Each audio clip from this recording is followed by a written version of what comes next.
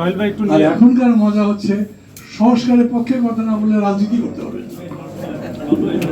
মানে এই কয়েক বছরের ব্যবধানে একটা শব্দ সংস্কারের একদম ডায়াগোনালি অপোজিট দুটো ব্যাখ্যা বা কনোটেশন তৈরি হয়েছে। আসলে সংস্কারটা কি? আমি যেহেতু সময় কম, খুব স্পষ্ট সাদাসিধেভাবে কথা বলি, মানে যাতে যত কম সময় নিতে পারে। আমি সংস্কারের পক্ষে সেই সময় ছিলাম, আওয়ামী লীগ করতাম, কোনো একটা গ্রুপিং লড়াই -2 এগুলোর মধ্যে ছিলাম না। কিন্তু আমি সবসময় মনে করছি সংস্কার তো লাগবে। একটা ঘরেরও সংস্কার করতে, আপনি যে ঝাড় দেন প্রতিদিন, তাও তো সংস্কার। একটা রাষ্ট্রেরও সংস্কার থাকে প্রতিনিয়ত। অতএব সংস্কার চলতে থাকুক, সংস্কারের পক্ষে সবসময় আছি। সংস্কারের কোনো লিমিটেশন নাই, টাইম লিমিটেশন নাই। এটা যেরকম করে যা সবচেয়ে ভালো হয় সেটাই করা দরকার। রাজনৈতিক নেতা হিসেবে, কর্মী হিসেবে আমি মনে করি যে রাজনীতি হচ্ছে সমাজের পরিচালক, কমান্ডার অফ দ্য সোসাইটি। বাকি অর্থনীতি বলেন, সংস্কৃতি বলেন, ক্রীড়া বলেন, যাই বলেন, এগুলো রাজনীতির নীতি দিয়ে নির্ধারিত হয় কিরকম করে হবে। অতএব সংস্কার যদি করতে হয় তাহলে প্রথম রাজনীতির দিকেই নজর দেওয়া দরকার। মনে আছে আপনাদের একটা দল তো ভেঙেই গেল 111 উপরে বলে, আর একটা দলের মধ্যে স্টার বা রেডস জন্ম নিল। তাদের পরিণতি কি হয়েছে তাও দেখেছে। দিকে নজর দেবেন মানেই হচ্ছে রাজনীতিটা পরিশীলিত হোক, গণতান্ত্রিক হোক, মানবিক হোক, জনগণের জন্য সুখকর। রাজনীতি বিষয়ে মিথ্যা কথা বলা ছেড়ে দিক, ধাপ্পাবাজি ছেড়ে দিক, ব্লাফ মারা বন্ধ করুক, লুটপাটের ধান্দা বন্ধ করুক। এই সবগুলি সংস্কারের অংশ। খুব সহজ কথা নয়, কিন্তু মানুষের মনের মধ্যে তো আর ঢোকা যায় না। অতএব নেতার মনে মনে কি আছে, যখন শেখ হাসিনা প্রথম আসেন, আরে বাবা কি লাখো লোক মনে করেছিল উনি ত্রাতা, তারপরে কি হলো দেখা গেল। তো স্পষ্টত দেশের জনগণের জীবন সুখকর করতে, গণতান্ত্রিক পরিবেশ করতে আপনাকে দেখতে হবে প্রথম জিনিস যেটা ইম্পর্টেন্ট, সবচেয়ে ইম্পর্টেন্ট, সেটা হচ্ছে যে গণতন্ত্র নিশ্চিত হয় কিভাবে, আবার যাতে স্বৈরতন্ত্র না ফিরে তার ব্যবস্থা কি। তার জন্য আপনার কনস্টিটিউশনের দিকে তাকাতে হবে। এটা সবাই বলেছেন, কনস্টিটিউশনের সেই সমস্ত চেঞ্জ লাগবে যেটাতে গণতন্ত্র সুখদ হয়।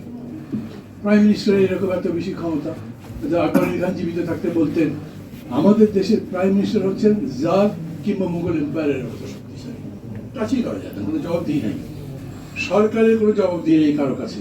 ওইটা অ্যামেন্ড করতে হবে। কেউ কেউ অবশ্য বলবেন যে সংবিধানের হাত ধরে সরকার উচিত হবে, এটা ঠিক করে। আপনি যদি মনে করেন যে রিটার্ন অফ ফ্যাসিজম বন্ধ করবেন, তাহলে আপনাকে পাওয়ার ম্যাক্সিমাম ডিসেন্ট্রালাইজ করতে হবে। পাওয়ার যদি কনসেন্ট্রেটেড থাকে কোনো জায়গাতে, তাহলে তো ওইটাই তো ফ্যাসিবাদের ভিত্তি হয়। যদি আপনি পাওয়ারকে ডিসেন্ট্রালাইজ করতে চান, তাহলেও আপনার কনস্টিটিউশনাল অ্যামেন্ডমেন্ট লাগবে। আপনি যদি মনে করেন, যদি আমি দেখছি বিশেষ করে বিএনপির কথা বলি, প্রথম দিকে তাদের টোনে আমার মনে হয়েছিল তারা মনে করছেন কিছুই এখন করা যাবে না, শুধু ভোট করবার জন্য যা যা লাগে সেটা করেন, বাকি যেগুলো সেটা ভোট হবার পরে, যেটা 31 দফার প্রিয়াম্বলের মধ্যে আছে, ভোট হবার পরে যে সংসদ হবে তারা 6 মাসের মধ্যে বাকি সংস্কারগুলো করবে। মুশকিল হয়েছে কি, রাজনৈতিক দলগুলো সংস্কার করবে এটা তো মানুষ বিশ্বাস করতে চায় না। মানুষ মনে করে ভাই আগে ভোটের আগে ভালো ভালো কথা বলে, ভোটের পরে দেখবে সব ভুলে গেছে, অতীত তাই বলেছে। এই জন্য এইবারে দেখছি একটা সার্ভে হয়েছে, ব্র্যাক ইউনিভার্সিটি করেছে। যদি সার্ভের উপরে আমার একটু সন্দেহ আছে, তারপরে আমি মনে করি যে বলেছে 71% অফ আপনার গভর্নমেন্টকে সাপোর্ট করে। ওটা 71 না হয়ে 61 হতে পারে, কিন্তু সাপোর্ট করে মানুষ তাদেরকে। এই যে পুরো আন্দোলনটা হয়ে গেল, চিন্তা করেন 15 বছর ধরে রাজনৈতিক দলগুলো তো আন্দোলন করেছে, কিন্তু যখন বিজয় হলো তখন দেখা গেল সমস্ত রাজনৈতিক দলগুলো সাইডলাইন। বাংলাদেশ একটা ইউনিক দেশ। এই দেশের সরকারি বিরুদ্ধে আন্দোলন হয়েছে, সরকারের পরাজয় হয়েছে, বিরোধী দলের নেতা পলায়ন করেছে। আবার এইখানে হচ্ছে যে এত বড় আন্দোলনের পরে দেখা যাচ্ছে যে সরকার চলে গেছে, কিন্তু মূল দল সহ রাজনৈতিক দলগুলো সাইড লাইনে আছে। এটা এই কারণেই যে রাজনৈতিক দলের উপরে মানুষের ওই বিশ্বাস হয়নি। অতএব কেউ যদি আমাকে বলেন, আচ্ছা আপনি কি মনে করেন প্রধানমন্ত্রী 2 বছরের বেশি থাকতে পারবেন, 2 টার্মের বেশি থাকতে পারবেন, ঠিক? আমি বলবো ঠিক। যদি বলেন আপনি প্রপোর্শনাল করে রিপ্রেজেন্টেটিভ বেসিসে, সরি মানে সংখ্যানুপাতিক ভোট চান, আমি বলবো এটাও ঠিক। সরকার যদি এইরকম 5টা চয়েস অনুযায়ী দেশের কনস্টিটিউশন, সংবিধান সংশোধন করে, তার পক্ষে থাকবেন? আমি পক্ষে আছি, সাকি নাই পক্ষে, মঈন ভাই নাই, তখন কি হবে? 14টা দল মিলে বসলো প্রধান উপদেষ্টার সঙ্গে, সেইখানে 2000 প্রস্তাব দেওয়া হয়েছে। আচ্ছা, 2000 প্রস্তাবের এখন সংশ্লেষণ কিরকম করে হবে? এটা সাম আপ করবেন কিভাবে? কোন জিনিসগুলো গ্রহণ করা হবে? সমালোচনা যাই করি এই অন্তর্বর্তী সরকারই এখন ড্রাইভিং সিটে আছে, এবং আপনি মানেন বা না মানেন শেষ সিদ্ধান্তটা তারাই দেবে। রোড ম্যাপের কথা যে বলছেন, রোড ম্যাপ হয়তো দেওয়া হয়েছে, 6টা কমিশন করবে তারা। আমি মনে করি আরো 2-1টা কমিশন করা দরকার, যেমন লোকাল গভর্নমেন্টের উপর করা দরকার ছিল, ডিসেন্ট্রালাইজেশনের উপর করা দরকার, আরো হয়তো করবেও, তারপরে করতে পারে। এইটাই একটা রোড ম্যাপ। তারা এই মাসের মধ্যে কমিটিগুলো করবে, আগামী 3 মাসের মধ্যে তাদের প্রপোজাল দেবে, তারপরে সেটা নিয়ে কথাবার্তা হবে। সেই কথার সময় কথা বলতে থাকেন, মন খুলে প্রাণ খুলে কথা বলেন। আগে তো বলতে পারতাম না। ডক্টর ইউনূস বলছেন যত পারেন করেন।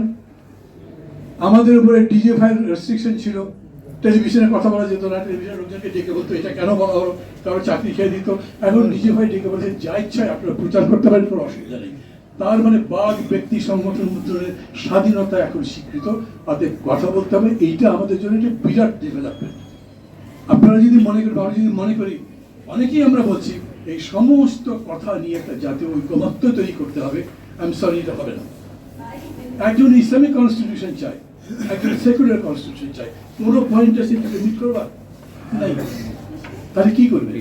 একজন বললেন জাতীয় সঙ্গীত বদলাতে হবে, সাথে সাথে অন্তর্বর্তী সরকার বলেছেন না, এই সমস্ত বিষয়ে বিতর্কে আমরা জড়াতে চাই না। যখন অন্তর্বর্তী সরকার বললেন তখন বিতর্কটা নিভে গেল। কিন্তু যদি এটা চাঙ্গা রাখতেন, চলতেই থাকতো, তাহলে কি হতো? বাড়তে থাকতো, শেষ পর্যন্ত হয়তো একসাথে করা যেত। এইরকমই হবে, যে সংসদে আমরা চাই, সংস্কার চাই, তার কথা চলতে থাকবে। তারাও সবার সাথে ডিসকোর্স করবেন, সবার সাথে কথা বলবেন, শেষ পর্যন্ত যেটা সঠিক সেই সিদ্ধান্ত নিতে হবে। গণতন্ত্র কি? আমরা বলি না রুল অফ মেজরিটি, সুন্দর কথা, কিন্তু রুল অফ মেজরিটি তো রঙও হতে পারে, মেজরিটি ভুলও বলতে পারে। কোপার্নিকাস যখন বললেন যে পৃথিবী সূর্যের চতুর্দিকে ঘোরে, ও তো ফাঁসি হয়েছিল, কিন্তু হি ওয়াজ রাইট। এরকম হতে পারে। আজকে একটা সংশোধনী কথা আমি বললাম, এটাই ঠিক, আপনারা কেউ আমার সাথে একমত হবেন, তবু তো আমি ঠিক যদি সত্য হয়। আজ না মানেন, 5 বছর পরে মানবেন। এই জন্যে গণতন্ত্র কেবল রুল অফ মেজরিটি নয়, গণতন্ত্র একই সাথে সত্য অনুসন্ধান করে, গণতন্ত্র সুন্দরের পক্ষে থাকে, গণতন্ত্র ওই প্রচেষ্টা প্রতিহত করতে থাকে, ব্যাপক মানুষের মতামত নিয়ে যদি আমি সত্যের কাছে পৌঁছতে পারি, যেটা আমার জীবনকে, সমাজকে, রাষ্ট্রকে আরো উন্নত করে। এখন যে লড়াই, আমি আবার বলি, 5 তারিখে 5ই আগস্ট আমাদের রক্তদানের বিরাট একটা আন্দোলন শেষ হয়েছে। এখন যে পর্যায়ে সেটা হচ্ছে কনস্ট্রাকশনের, এবং এই লড়াইটা একদম বেসিক্যালি ইন্টেলেকচুয়াল লড়াই, থিওরিটিক্যাল লড়াই, পলিটিক্যাল লড়াই। এই লড়াইয়ের মধ্যে আপনি যুক্তিতে আসবার চেষ্টা করবেন। প্রত্যেকটা রাজনৈতিক দলের কাছে বিশেষ করে আমি এই জন্য অ্যাপিল করতে চাই, আপনারা এগুলো আরো কথাবার্তা বলেন, বেশি কথা বলেন, খেয়াল করেন, বোঝেন কোনটা করলে আসলে দেশে একটা গণতান্ত্রিক রাষ্ট্র তৈরি করতে পারি আমরা, কি হলে একটা মানবিক রাষ্ট্র হয়, কি হলে জনগণের কল্যাণ নিশ্চিত হয়, কি হলে আমরা যা আকাঙ্ক্ষা করি নতুন বাংলাদেশ, সেই রকম বাংলাদেশ তৈরি হয়। এটাই আমাদের মূল কাজ। এটা সবাই মিলে যদি করি তাহলে ভালো, না হলে যদি মনে করি যে না যাই হোক না কেন, আমার তো ডিজিটাল লাগবে, আমার তো ডিজিটাল লাগবে, আমার ওই পজিশন লাগবে, না হলে আমার পার্টির ইনফ্লুয়েন্স বাড়বে না, ওই রাজনীতি এখন চলবে না। যে চেতনাটা জেগেছে, সেই চেতনাকে মেরে ফেলা এত সহজ হবে না। ব্যবসায় করছে সেগুলো বলি, কিন্তু স্বাধীনতার চেতনাতে এখনো বলছে, তারাও বলছে, যারা আন্দোলন করছে তারা বলছে যে 24-এর চেতনাকে মিলে আমরা একটা দেশ করতে চাই। এরকমই হবে। আমরা বলছি দ্বিতীয় স্বাধীনতা তো একবারই হয়েছে, এটা হচ্ছে স্বাধীনতাকে যা নষ্ট হয়েছে সেটাকে ফিরে আনবার চেষ্টা করছি। কি করবো? এই সব কিছু মিলে একটা সত্যের কাছে যাব। আমরা সংস্কার যখন বলছি, তখন রাজনীতি সংস্কার করবো, অর্থনীতি, যাতায়াতের সংস্কৃতি, সবকিছু সংস্কারের সাথে সাথে শেষ কথা বলবো, রাজনৈতিক দল তার নেতৃত্ব, তার অভ্যন্তরে গণতন্ত্র চর্চার মধ্যে দিয়ে, বুদ্ধিবৃত্তিক চর্চার মধ্যে দিয়ে যদি নিজেকে সংস্কৃত না করে, সংস্কারিত না করে, তাহলে দেশে চিন্তা করে আলটিমেটলি পাওয়ার তো পলিটিক্যাল পার্টির কাছে আছে, হয়তো মঈন ভাইয়ের কাছেই যাবে। এখন মঈন ভাই যদি মনে করেন পাওয়ার পেয়েছে, এখন আমি যাবো, তাই হবে, আমাকে এইটা চিনতে হবে। জনগণকে বলে কোন দল সত্যি সত্যি জনগণের কল্যাণ করতে পারে। দেখেন এই যে পরিবর্তন হলো, তারপরে কোন কোন দল জনগণের আশা আকাঙ্ক্ষার সাথে যাচ্ছে, নাকি উনি মনে করছেন নিজের ক্ষমতা যাতে নিশ্চিত করা যায় সেই জন্য দখলদারিত্ব করছে, চাঁদাবাজি করছে, অন্যান্য কাজকর্ম করছে, এগুলো সম্পর্কে আমাদের বলতে হবে।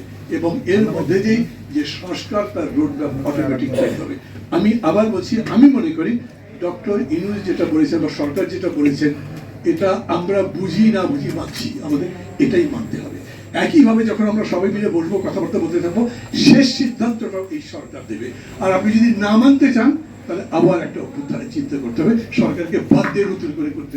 আমরা তা চাইবো না। আমরা যাবো, আমরা আলোচনার মধ্যে দিয়ে সরকার যদি ভুল যেমন করে, যেমন মাসুদ কামাল আজকে যে কথাগুলো বলেছেন আমি পছন্দ করেছি। উনি না বলে হয়তো কিছু কিছু কথা আমিও বলতাম, কিন্তু সবাই মিলে বলে বলে সরকারকে ছোট করতে হবে তা না। কিন্তু এটা ঠিক, সরকার যে ভুল করছে এটা আমরা উপেক্ষা করলে চলবে না। আরো অনেক ভুলের কথা বলা যাবে, কিন্তু সেই ভুলের চর্চা করছি না, আমরা ভুলটা ধরিয়ে দেওয়ার চেষ্টা করছি যাতে তারা এরকম ভুল আর না করে। ভালো থাকবেন সবাই, খোদা হাফেজ। ধন্যবাদ।